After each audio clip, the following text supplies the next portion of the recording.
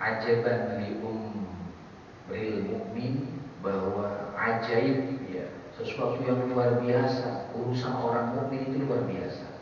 Inna amruhu kulluhu khair. Assalamualaikum Segala warahmatullahi urusan wabarakatuh. Alhamdulillahirabbil alamin. Wassalatu wassalamu ala asyrofil anbiya'i wal mursalin wa ala alihi wa ashabihi ajma'in. Amma ba'du. Yang kami hormati Bapak Ketua RT Muhammad Bapak Joni Arianto, Bapak Ketua DKM Musola Bani Soleh Bapak Didi Susanto, serta para tokoh masyarakat yang tidak dapat kami sebutkan satu persatu namun tidak mengurangi rasa hormat, dan tentunya seluruh jamaah yang dirahmati Allah Subhanahu wa taala.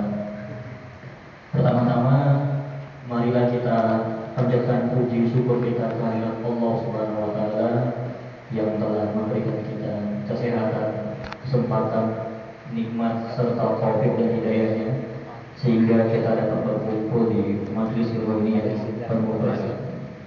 Salawat serta salam tak lupa kita curahkan kepada baginda Nabi besar Muhammad sallallahu alaihi wasallam beserta keluarga, sahabat dan seluruh pengikutnya hingga akhir zaman. Jemaah yang dirahmati Allah Subhanahu wa taala, alhamdulillah akhirnya kita dipertemukan kembali pada kajian bulanan kita di Musola Bani Soleh yang hari ini sudah masuk ke edisi kedua ya. Sebelumnya edisi perdana kita itu kita selenggarakan sebelum bulan puasa, lalu selama bulan puasa kita libur dulu, dan alhamdulillah pada kesempatan kali ini kita sudah menjalankan dan akan menyelenggarakan edisi yang kedua, yang insya Allah pada kesempatan kali ini untuk kajiannya akan mengangkat tema kembali ke fitrah, menguatkan iman setelah Ramadan. Nah, tentunya tema ini sesuai dan cocok sama keadaan kondisi kita saat ini, yang dimana sebelumnya kemarin luar biasa antusiasme dan semangat bapak-bapak, terutama warga RT 4 dalam menjalankan ibadah selama bulan puasa. Nah, yang jadi pertanyaan sekarang, apakah setelah bulan puasa semangatnya masih sama, turun, atau bahkan lebih kuat lagi nih keimanan dan ketakwaan kita kepada Allah Subhanahu wa taala. Nah, tema itu akan dibahas dalam kajian kali ini yang insya Allah akan disampaikan langsung oleh guru kita Bapak Ustadz Haji Imam Syaroni yang alhamdulillah sudah hadir di tengah-tengah kita. Assalamualaikum Ustadz. Waalaikumsalam. Semoga selalu dalam keadaan baik. Amin.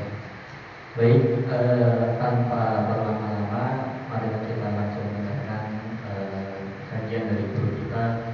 Waktu dan tempat dipersilakan.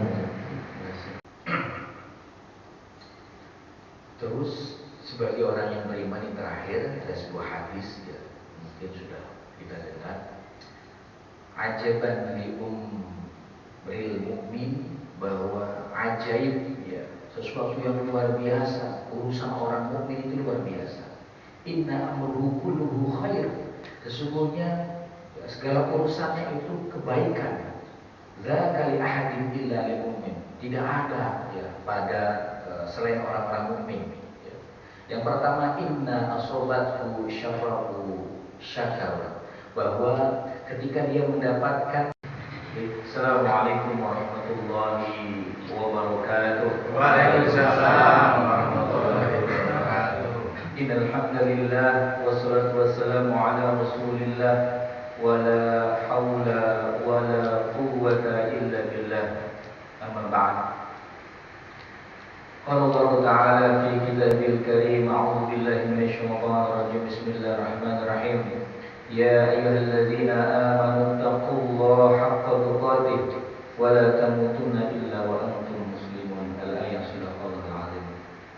Yang sama-sama kita hormati Ketua DKM Musola Bani Soleh Bapak Ustadz Didi Susanto, yang kami hormati Ketua RT kita, alhamdulillah hadir dan insya Allah senantiasa istiqomah. Amin. Bapak RT Juni, Juni apa Ustaz? Iskandar. Jadi yang kami hormati para tokoh masyarakat di lingkungan RT 04 Nyulen 4 ya, RT 04 Nyulen 4. Salah satu contohnya rumah Nabi ya. Nabi itu rumahnya persis di dekat masjid ya. Bahkan ketika Nabi terakhir ya, ketika beliau detik-detik terakhir hendak meninggal dunia, dia udah nggak bisa ngimamin sholat subuh, yang ngimamin Abu Bakar. Dia melihat ya, mengintip ya, di jendelanya, tirainya dibuka, beliau melihat begitu senang melihat sahabat itu melaksanakan sholat dengan baik, dengan tertib, dengan rapi ya, seperti itu, karena rumahnya dekat dengan masjid. Jadi sangat beruntung nih Bapak semuanya, di sini ada musola ya, walaupun musola tapi ini masjid itu masjid tempat sujud ya. Jadi sangat beruntung Bapak semuanya yang rumahnya dekat masjid. Makanya kayak ketua DKM-nya pas dekat masjid, Mas Nano, Masya Allah. Mana nomor suku nih?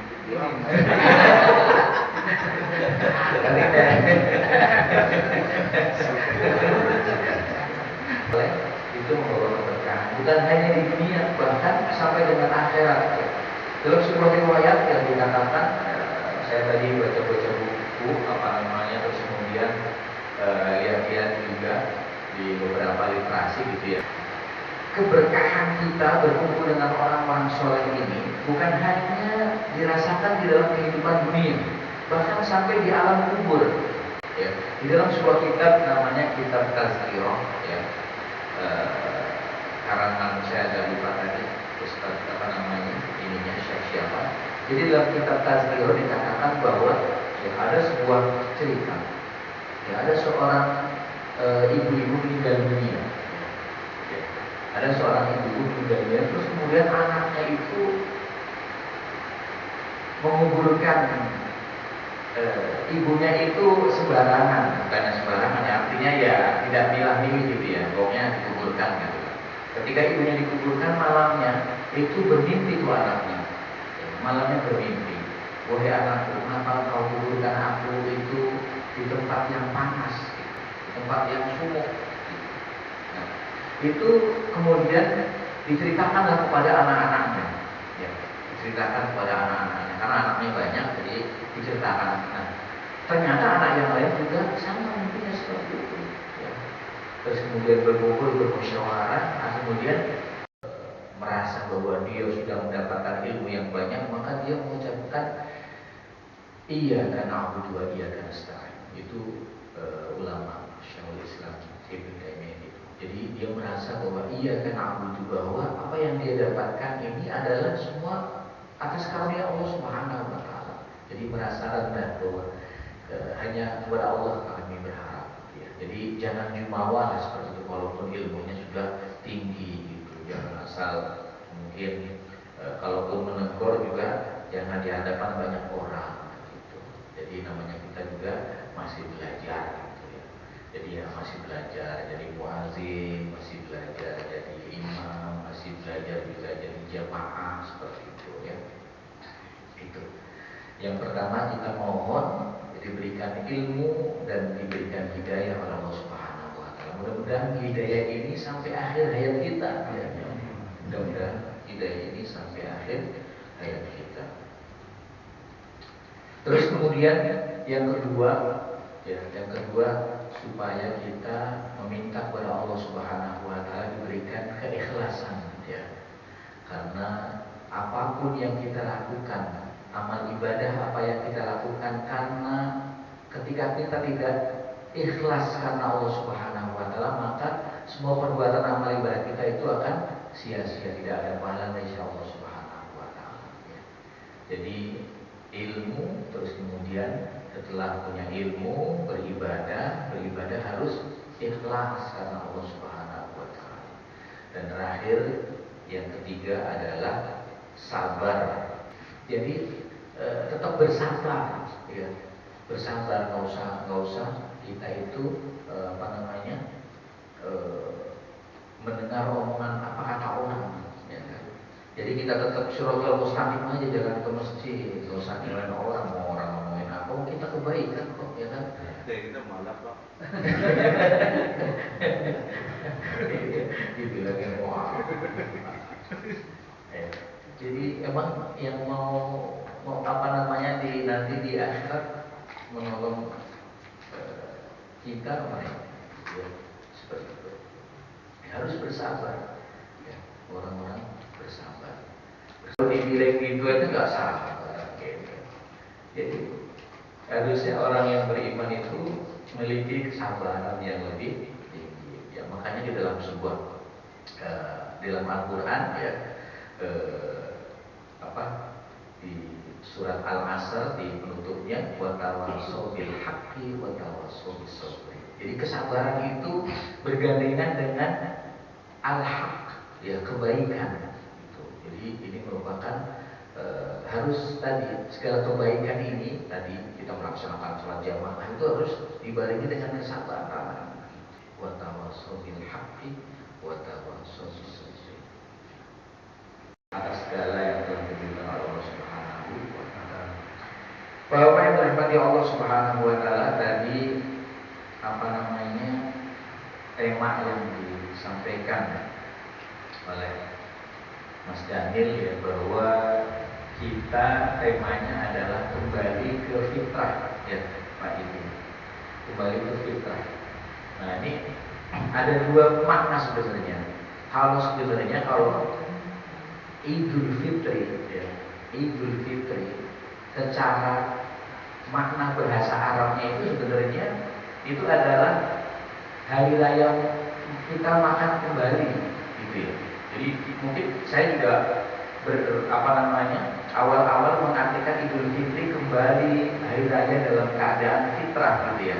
Tetapi makna secara harfiahnya bahasa Arabnya fitrah itu adalah iftar, iftar itu berbuka, ya, berbuka puasa, jadi makan. Jadi orang-orang Arab itu memaknai Idul Fitri sebenarnya bahwa sudah selesai ini puasanya. Jadi ini Aid, hari raya makan, gitu. Tetapi kita, ya, di Indonesia memaknai Idul Fitri itu adalah kembali, ya, kepada kesucian, kepada kesucian. Makanya ketika hari Lebaran itu biasanya kita mengucapkan, ya, biasanya sibuk malam-malam gitu kan, kirim SMS ketika takbir berkumandang, mohon maaf, minal aidin wal faizin, itu artinya minal aidin, ya, semoga kita kembali kepada sesuatu yang suci, kepada yang fitrah, ya, seperti itu. Minal aidin, semoga kita menjadi orang yang kembali, wal faizin, dan semoga kita kembali atau mendapatkan kemenangan. Tentunya ini adalah refleksi daripada ibadah puasa yang kita lakukan selama sebulan puasa, seperti itu. Tadi disampaikan bahwa semangat ibadah puasa di bulan Ramadan itu luar biasa. Saya yakin, ya, bukan hanya di sini saja, di masjid kita tidak, Al-Arab juga seperti itu, luar biasa. Ya, jadi semangatnya luar biasa. Pertanyaannya, apakah semangat ibadah di bulan Ramadan itu akan sama di bulan-bulan yang lainnya? Tentunya tidak. Ya, saya yakin itu tidak dan nggak akan bisa, ya. Karena ketika kita semangat untuk beribadah di bulan Ramadan itu ada apa namanya? Kalau ini ada vitaminnya gitu ya, ada penyemangatnya gitu. Ya. Ada penyemangatnya kalau di di bulan Ramadan. Ibadahnya, ya, kalau kita belajar mungkin sebelumnya sudah disampaikan oleh Pak Ustadz, kalau kita beribadah di bulan Ramadan itu ibadah sunnah, diberikan pahala wajib, ya, terus kemudian kita melaksanakan ibadah wajib itu diberikan pahala 70 kali lipat. Itu tidak ada di bulan-bulan yang lain, dan pastinya itu tidak akan mungkin kita semangatnya sama, gitu lah. Jadi tidak mungkin kita semangatnya sama dengan ketika bulan Ramadan. Tetapi kita juga jangan sampai meninggalkan ya, kebiasaan-kebiasaan yang sudah kita lakukan di bulan Ramadan. Ya, contohnya misalkan yang paling gampang sholat berjamaah di masjid. Ya, itulah yang gampang-gampang saja. Kalau puasa mungkin agak susah karena kerja gitu. Kalaupun memang harus melaksanakan puasa, ya Senin dan Kamis, ya seperti itu. Ya. Terus kemudian kebiasaan sedekah. Kalau di sini ada kotak infak ada ya? Ya ada kotak infak tuh. Celengin cemplungin tuh kalau sholat subuh namanya sedekah subuh itu juga pahalanya luar biasa gitu. Jadi kebiasaan-kebiasaan kita di bulan Ramadan itu jangan kita tinggalkan begitu saja. Ya minimal yang ringan-ringan saja yang biasa kita lakukan. Alhamdulillah di sini sudah ada masjid atau musola gitu ya, yang dekat ini. Kalau mungkin dulu di Al-Araf itu kan mungkin jauh hujan, males gitu ya. Alhamdulillah di sini ada masjid yang tersedia ya, yang bisa menampung kurang lebih tadi ada 50 orang ya. Bisa berapa Mas? 30 ya. Ingat saya kalau di Al-Araf itu Telah selesai mendengarkan nasihat-nasihat dari